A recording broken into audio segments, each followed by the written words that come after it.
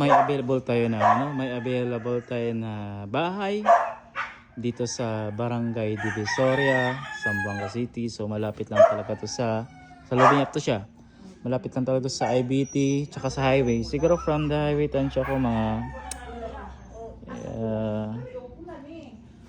1 kilometer, hindi naabot siguro ng 1 kilometer.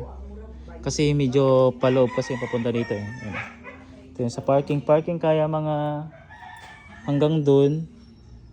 Maraming kasi kotse dito, isa dito, isa, dalawa, tatlo, apat, lima. Kahit 5 cars or kasi sa likod meron pang parking kung gawin yung parking pang bisita ganyan.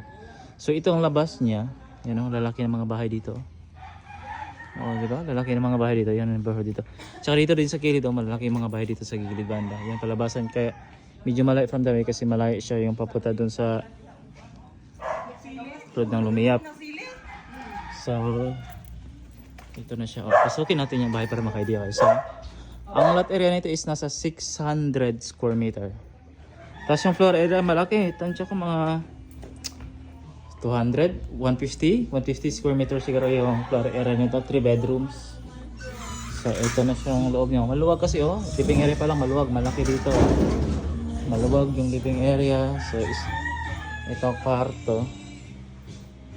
So hindi natin pasukan yung kwarto sa kabila kasi may natutulog anak ni ma'am. So yan. Ito din sa dining. Malaki din, no? Luwag talaga, Kanya, maluwag na. Ilang CR ba ito? Isang CR lang siguro. Yan. Sa laboratory. Tapos dito sa, medyo lang kailangan i-renovate siya kasi yung masila medyo sira na yan, Kailangan siya i-renovate na. Tapos dito tayo sa labas. Sila na yung mga manok. Marami sila manok yung pangsabong na manok, Ayan. Tsaka sabi ni ma'am, maluwag dito sa kuan. Kaya dito kung gawin nyo itong parking actually makadaan dito yung kotse, Ayan. Ayan, makadaan dito, galing dito, makadaan yung car dyan. Kasi dito mga 1, 2, 3, 6 siguro, 6 cars kaya pa. So 3 plus 6 is nasa 9 cars na.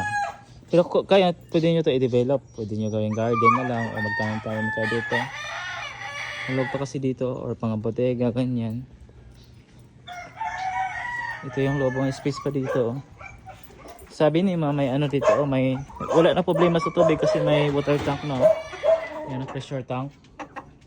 So actually, itong pressure tank na to maganda sa panglaba, malinis talaga yung tubig. Tsaka ito na lang ginagamit nila pang inom, diba? Pang inom na to nila. So yung anak niya ayaw nang inom ng mga yung sa purified water, yung galing sa mga water filling station. So yun, kung interesado kayo sa bahay, message nyo lang po ako para tulungan ko po kayo i-viewing tong bahay nito. Laki talaga, maluwag yung floor area. Yung lot area din maluwag. Ayan. So, yung price nito is nasa 7 million pesos. 7 million lang to. Solid na siya sa area niya. Tsaka fully fenced with gate. May water, may deep well na. Tsaka may pressure tank. So, walang problema talaga sa tubig.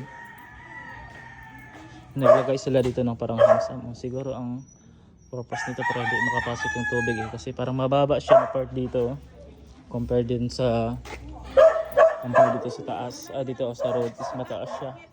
Dito mababa. Ma'am, ang purpose nito, ma'am, purpose ma'am, para di makasulot ang tubig, daan pa dyan lagi ko. Ha? Magawas ra? Ang tubig sa inyong balay diri sa masulod.